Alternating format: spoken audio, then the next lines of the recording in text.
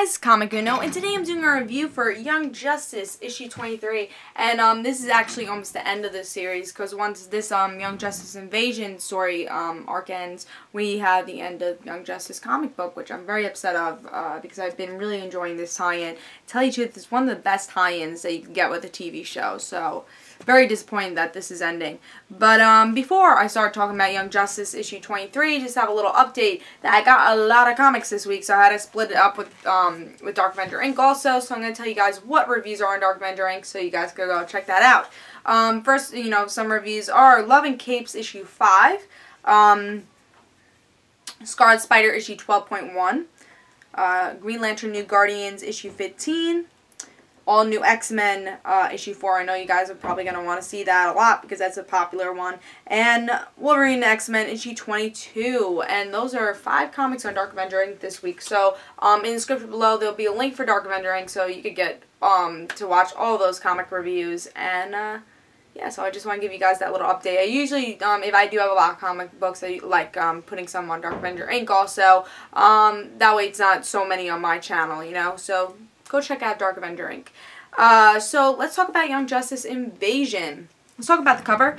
Cover didn't totally excite me because I think the one story arc I haven't been enjoying, well, one story part I haven't really been enjoying with Invasion is the whole Superboys with the Justice League, and there's this guy that's captured them, which I haven't been enjoying, and that's what the cover is. So I was like, I don't know, we'll see what happens. But I love the art. I love the art for this series because it's so similar to the art for the TV show. And I think I always say that once either anybody that watches the show will like, oh, I seen that show. It's the same art, let me pick this up and maybe look into comic books because of that if they go to Barnes & Noble and they see this. So I do love the art, and I like that's the same as the TV show. So in this issue we get some time skipping thing. We get a little bit from Team Year Zero, which was before the team, or no, it was actually the first year of the team, but a couple months of the team. And we got to see Artemis, Barbara, Batgirl, Betty Kane, I want to say, and Robin, Dick. They are all at his party, and they're just having a good time. We get to see them as friends. We get to see how close Dick and Barbara is, and Dick is like, yeah, she beats me at everything. And Betty's like, yeah, everything? Yeah, everything. So I thought that was fun. And also we get to see Alfred, which is also just a fun part. Alfred's like, oh, pizza's here. And Dick is like, oh, what, you ordered pizza? It's like, no, I've ordered the boxes, but I baked the pizza at home. So I thought that was hilarious. Like, Alfred wouldn't order pizza, he cooked the pizza. So I just love that scene. We also get to see, in also Year Zero, Superman meeting Superboy. And this is at a time where Megan knows Superman's secret identity. He's Clark Kent, and Clark says, don't tell Connor. I just want to be able to tell Connor by myself, I'm Superman, and, try to connect with him, because I don't want to see him as a clone. I want to see him as my friend. I think he says kind of like that. He says, yes, he wants to see him as a person, not a clone. So that was pretty much the only Year Zero stuff. The rest is like all Year 5 stuff, so current, what's happening in Invasion. So we get to see Batgirl still stuck in the whole Metropolis thing and the whole S.H.I.E.L.D. thing that's going on. And everyone's trying to figure out how they could make her escape, and the rest of the team, and obviously the rest of the city to escape. We also have Queen Bee. We see that she's up to something, but they don't know exactly what she's up to. So that's also something that's happening. We also have the whole Superboy thing. They're trapped, and they have to figure out why they're trapped. Let's see if anything else pretty much happened in this issue. We also have Flash and Martian Manhunter. They're trying to figure out how to get the shield broken, but they really can't find out and figure it out, and they're actually falling in the end of this issue, so that was like a cliffhanger because they really can't figure it out, and something I think blasts them.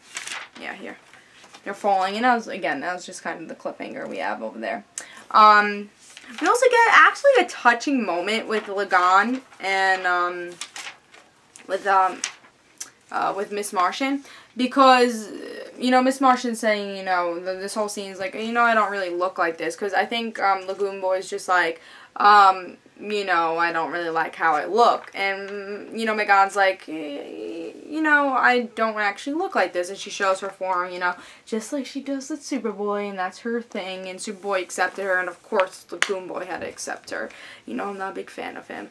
So, and then she turns into, like, a form of Lagoon Boy, and it's like, oh, you don't look that bad. And he's like, oh, maybe I could grow used to it. So, if you're a Lagoon Boy fan, you're gonna like that scene. But I'm not a big Lagoon Boy fan, and I did think it was touching, though. I think that we get to see he does have a heart a little. And, you know, I guess we get to see a little bit of their relationship in a good light instead of a bad light like we usually see in the show. So, I thought that was kind of interesting and a cool scene. But I still don't like him. And I still think that Superboy accepts her more. As you can see, I like Superboy and Miss Martian a lot better. I like this issue, though. I thought it was a really good issue, and I think with this Young Justice hiatus, which only lasts until January 5th, which I actually think January 5th is going to be the episode that was on iTunes, so technically we're going to have to wait another week after that for new episodes, but I think this is a great series for not even just hiatus time, but a really great series for hiatus time, because we actually get to see our get our Young Justice fill. So I just think this is a great story, and the story arc is so good. And I think the one thing I'm kind of disappointed with, I feel like they are rushing it a little, because I have a feeling like he, you know, Greg Weisman knew that he was going to get, you know, canceled beforehand, and that's why he made it just a story arc. But I feel like he's going to make all these separate stories different story arcs, and I feel like that's we're getting these skipping, you know, it's a little confusing with the skipping, but I just felt like maybe he was going to make the separate story arcs different stories. Maybe he was going to make the Dick and Barbara and Artemis Party 1 issue. Maybe he was going to make the Barbara being trapped in, you know, 3 more issues. And I felt like maybe it would have been better separated if he had more time, but he doesn't, because the comic's going to get canceled. But I've been enjoying this a lot. I think the only thing I didn't like was the whole Superboy and Justice League Trapped. I just can't get into that story, but I think the best thing about having so many stories and different characters is that you're going to find something you really like, depending on what characters you like the most. And I think that even though it was only one page, I think the one I've always been looking forward to with each issue is to continue the story of Artemis and Dick.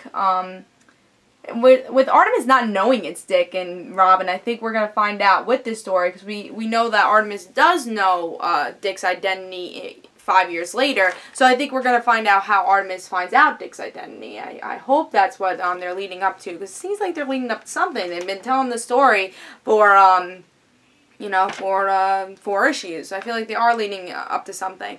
So definitely pick this up if you're a Young Justice fan. If you haven't been picking up the series, I recommend you just get the trade once this ends, because it's a really good tie-in. And whenever I recommend a really good tie-in, or when I talk about tie-ins, I always mention Young Justice, because it's the best. So read this, get this. It's 4.5 for me. So guys, don't forget to follow me on Twitter, though, for Comic Uno and the Rant Situations. I hope you guys enjoyed, and I'll see you guys later. Bye.